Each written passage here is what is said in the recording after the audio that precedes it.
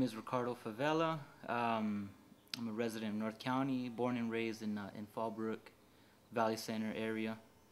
I'm currently an MFA candidate at San Diego State University in the School of Art and Design in the multimedia department. Like I said, growing up in Fallbrook, I was influenced by a grassroots community movement that was taking place here. Fallbrook is known for two things. One being the avocado industry, which is why my family is here. And the other thing Fallbrook has been known for has been Tom Metzger.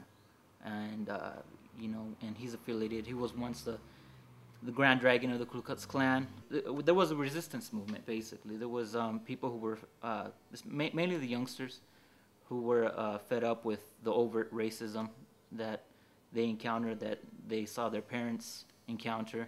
Within that, I've started to participate in that movement. I was very much influenced. It showed me a worldview that I never knew before. I began to question the role of gangs in our community, because obviously through a movement you begin to deal with problems, different types of problems. I heard that in certain instances police instigated gang violence. They would do drive-by shootings. They would take one youth from one neighborhood and drop them off in another neighborhood.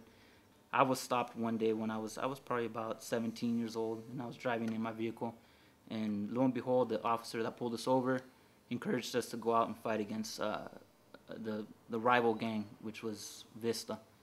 And that incident really kind of confirmed the rumors that exist in our community. That those are there are rumors in our community that, whether they say it's a crooked cop or whatever, there are police officers that try to encourage divisions within different communities.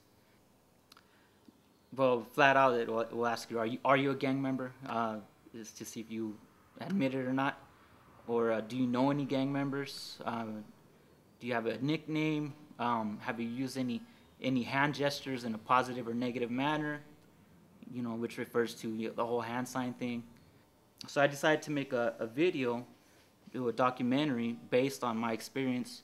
I began to talk to other people in my community about it to see if there's even, was it just me? Is it just something I experienced? And I've run into quite a few other people that said they experienced the same thing. So I began to document their stories. I do this through video because video allows me to capture these stories. I really appreciate how video, I think more so in any other art form, allows for these stories to be told. Video combines audio, the audio aspect, the visual aspect, the real-time, aspect, the social reality. It's almost like a form of social realism. And that's why I continue to work with video to capture these stories, and something I really enjoy doing. Well, I want people to see a different side of an issue. I want people to hear the voices of certain people. I want people to hear the voices of people who might otherwise aren't heard. Bottom line is, I want the humanity of these youth to come out. For these youth to see the humanity in themselves, and for others to see the humanity in these youth.